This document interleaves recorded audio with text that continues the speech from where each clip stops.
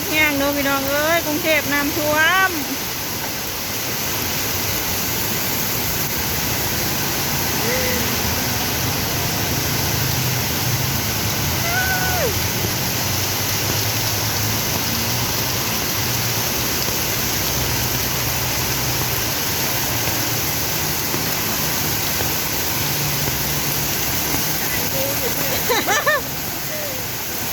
ไปก่อนไปก่อน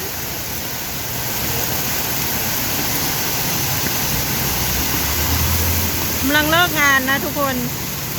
ฝนมันตกแห้งจริงๆเลยเลิกตั้งแต่5 โมงเนาะเมื่อบ่ได้เนาะเอ้ยน้ำขนาดเลยฝนตกหนักมากมอไซค์มันวิ่งบ่ได้เลย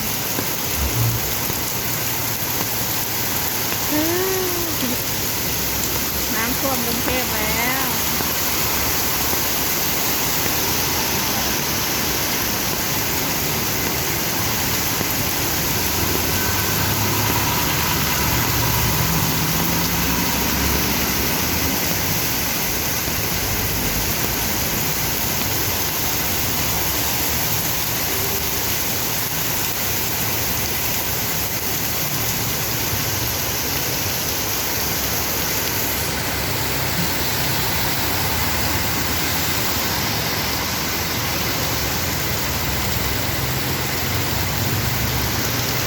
ตอนนี้ก็ยังตกอยู่นะทุกคน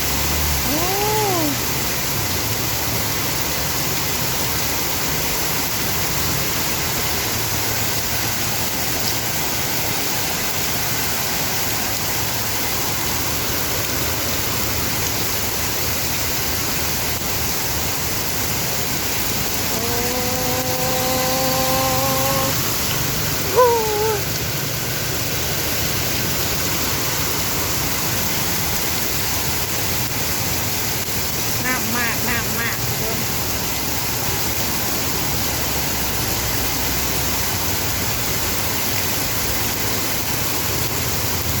นี่ฝนมันเริ่มซาแล้วเนาะก็เลยออกมากันเนาะเลิกงานตั้งแต่5 โมงนะทุกคนแต่ว่ามันเมื่อบ่ได้ฝนมันเริ่มซาแล้วตอนนี้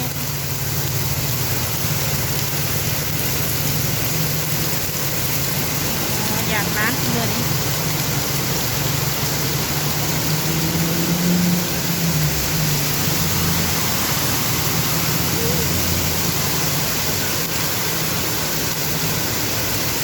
โอ้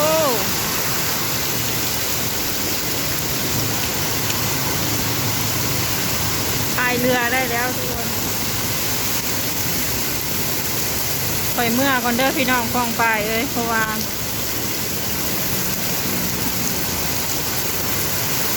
ญาติมันตกมานะอีกฝ่าห่วงหลับไปก่อนเด้อพี่น้อง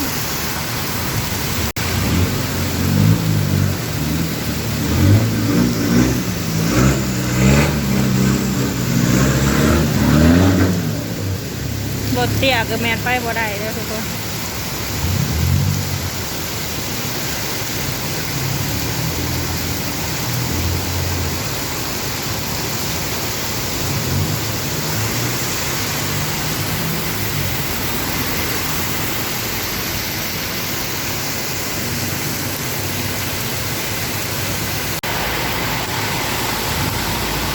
ฝนมันยังลงอยู่นะทุกคน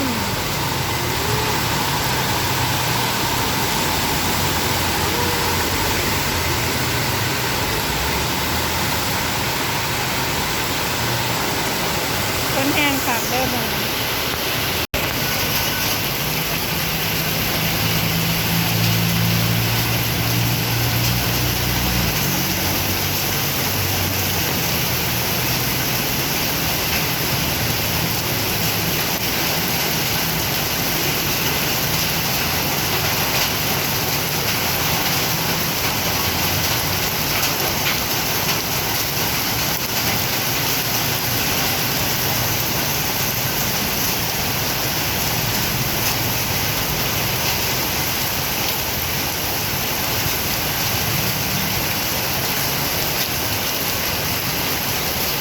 น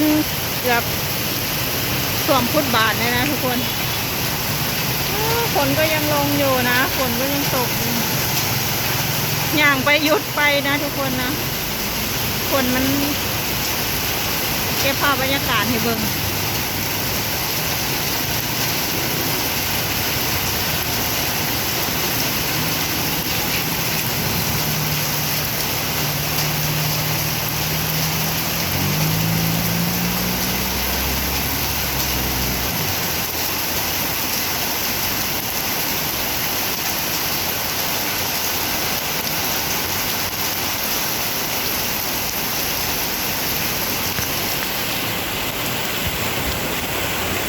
นี่คือหยุดตกได้สักพักแล้วนะทุกคนหยุดตกแรงนะแต่ว่ายังตกอยู่เนาะ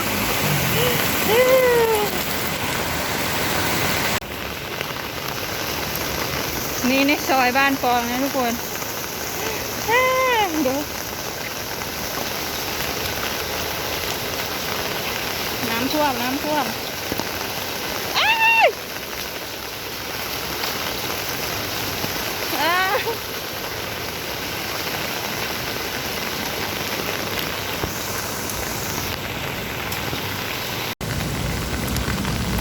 น้ำท่วมทุกคนถึงบ้านอย่างปลอดภัยแล้วนะทุกคนข้างล่างนะทุกคนไม่ช่วยปองมือน้ำท่วมและที่สำคัญนะทุกคนรัดยังตากผ้าใส่ฝน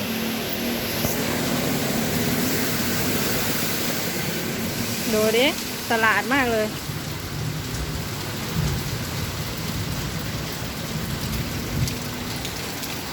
ถึงบ้านอย่างปลอดภัยแล้วทุกคนทิ้งเนาะพอดบ้านประมาณ6 โมงกว่าเลยโมงกว่าเลยนะทุกคนเลิกงาน5 โมงนะทุกคนว่ากลับบ้าน6 โมงกว่าสุดยอดมากมืดมากเลยทุกคนมืดมากเปิดไฟหน้าห้องก็เละหมดเลยหน้าห้องโหพี่น้อง